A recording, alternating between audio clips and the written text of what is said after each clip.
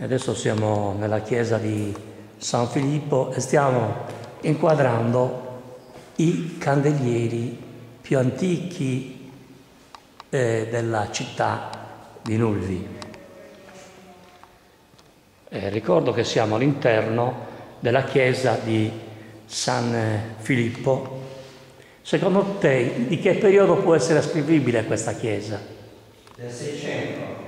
Quindi una chiesa del XVI, del XVII secolo. Quindi anche l'altare del 600. Un altare barocco, quindi. Barocco. Con volta a botte. Con degli accenti neoclassici addirittura, la cornice superiore. E quel quadro rettangolare al centro. Sono interventi successivi.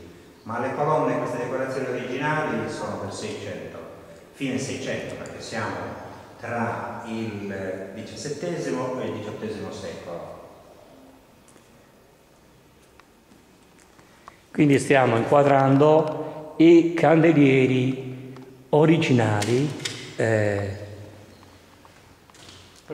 della Essida di Nulvi. Candelieri che hanno oscillato sino a circa 2 o 3 anni fa. Vedete le stanghe, particolari delle stanghe che portano i candelieri. Un altro